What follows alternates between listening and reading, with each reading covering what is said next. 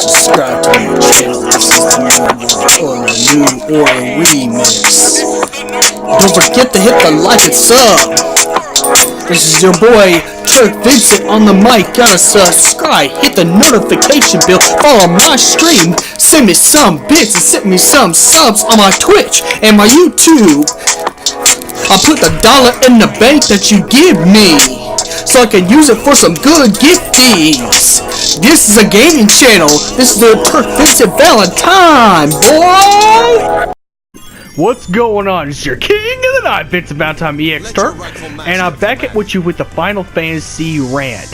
And the Final Fantasy rant is going to be included into talking about one of the worst and hardest levels in my opinion. Remember, like I said before, with opinion-based Final Fantasy videos, take it with a grain of salt. And remember, and also remember to understand that I may not be right because, you know, experiences vary from others. So, without further ado, with that disclaimer, let's get started. Why did I hate the Palamecia Airship arc? The first grievances I have with the Palamecia Airship arc, which again, I'm gonna just say this right here too. I have not played the original NES or emulated Final Fantasy 2. I played the PSP remake, you know, that they had for the PSP, because I was able to get it brand new and stuff like that. So I've only played that version. So again, do not get mad at me when I say this stuff. That's actually all I played was that remake. I haven't even got to my PlayStation 1 Origins collection, you know, one. So again, experiences may vary, but I've hated the Palamecia Airship arc for the fact that they never told you had to be level 50. And this actually hurts players. This actually hurts the players, because if you did like I did and play the game normally, you know, just rack up 5 levels before the next, you know, before the next level. This kind of hurts the player on the fact that this is actually, you know, this can actually end up wounding up to hurt players who actually just play the game normally, where they just go rack up and, you know, grind for up to 5 levels. And that's usually what I do, is grind up 5 levels, because it's only 5 levels. If you're at least a couple of levels higher than your boss, your next boss, then you got a better chance. Now, granted, I had no strategy guide. It was just me playing on the PSP version on the go, you know, when I had to get my car, when I had to get, well, you know, when I was waiting for some stuff or waiting for some orientation stuff in college, because I mean, I played my PSP during my college years, you know, or waiting in between classes. But nonetheless, it was the fact they didn't tell you to be level 50, and all of the enemies were level 50, and I was only level 25, so I kept dying over and over again. So I had to start all over.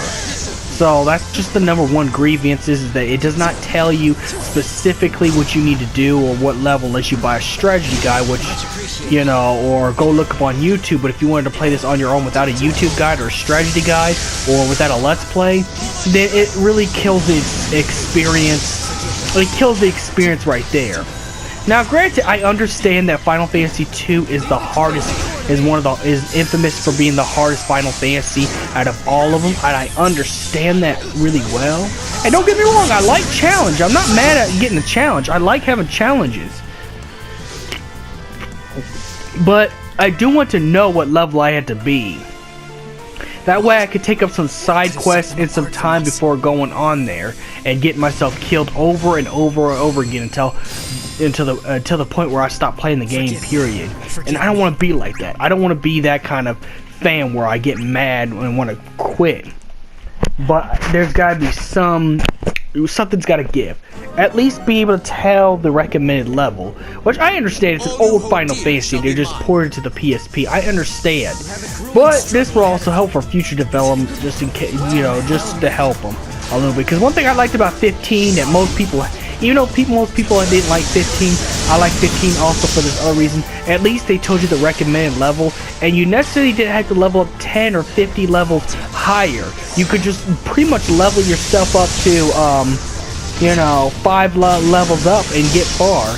Granted, I think maybe when the last boss hit, like Arden hit, they probably should have at least recommended you a higher level than 45, but that's just my little grievances right there for the level. For the number 2 grievances is when you hit the red spots, even by accident, you had to fight like 3 level 50 AIs.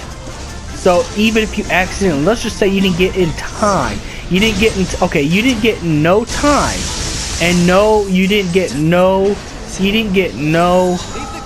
time to do anything. Like if you had to run, and even if you ran, it made no difference. You would always fall into a red square, so you always have to fight super high opponents, you know. And what sucks is it's not even, bro, it's not even the last game. I mean, it's not even the last part of the game. That's the crazy part. I still have a lot more to go, because Final Fantasy 2 was still pretty long.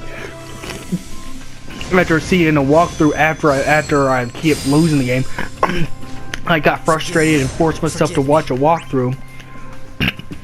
And so I did, and I had to do that because there was like no other way to get this to go anywhere. So it's the same thing over and over on that too. Then you know you run into a red square. You get to the last part and you run into a red square after exhausting your potions and Phoenix Downs and everything. And then when you get to the boss, you're gonna be fucking cream like that, like it's nobody business. And what sucks is this is not even the last part of the game. I think this is really the part where you actually first time meet Emperor Mateus for the first time. So, you know, just for the first, I don't know if you really fight him or not. I mean, again, I never got past that one point, so I wouldn't know. But I can always go look up in the stuff. But I think it's the first time you face him as just the regular Emperor. And maybe this is when you defeat him, then you find out he's still alive and doing, you know, stuff. You know, another thing too. Number 3, why I hate the Palamecia Airship arc. Number 3, why I hate that arc. Besides its difficulty and not specific anything, and then it's trapped. It was in the middle of the game. I didn't expect to go to the Palamecia Airship that fast. I promise you. And again, experiences may vary because people probably play the Super Nintendo, so a version or emulated version, so you know their version might be better than mine because I only play the PSP version. But it would happen during the middle. How are you gonna know to get to level 50 if you're in the middle of the fucking game? You're in the middle of the game. You're not even close to end. I played RPGs all my life, not just Final Fantasy. I played Pokemon. I played Kingdom Hearts. I played, you know, Valkyrie, you know, Crusade. I played a whole bunch of RPGs, even as a kid. Even as a kid. How are you supposed to be able to figure out if you're supposed to be the highest level in the game when you're in the middle of the game? You're in the middle of the game. Realistically. That's like playing Pokemon and then going straight to catching Mewtwo after you beat the second gym. That's like going to face Sephiroth when you just unlocked all your party members all the way without even actually playing with your party members, which is kind of dumb. Now I understand a little bit that this is the first appearance of Emperor Mateus where you actually meet him face to face and you make him try to answer for all the crimes he committed against your village in the beginning of the game. But you know, in the middle of the game it was bad timing. Not everyone's gonna make it to level 50 unless you were like a Final Fantasy veteran. Not veteran, like Final Fantasy, dedicate your whole life into Final Fantasy more than your social life, then yeah, then you might be able to do it. But if you just casually played this game, you know, if you casually played this game, then that would kind of ruin the experience for most people. Granted, this is a classic Final Fantasy game, but you gotta admit, at least Final Fantasy 1 was beatable. Final Fantasy 1 was at least beatable, you know? All you had to do is get 10 levels above the Archfiends of Chaos, grind super hard for the final fight between the Archfiends of Chaos, fight Garland again, and then there's actually a super weapon you get in the beginning of the game where you can defeat Chaos really easy without little to no grinding. So there was actually backups. There was no backups Palamecia airship arc.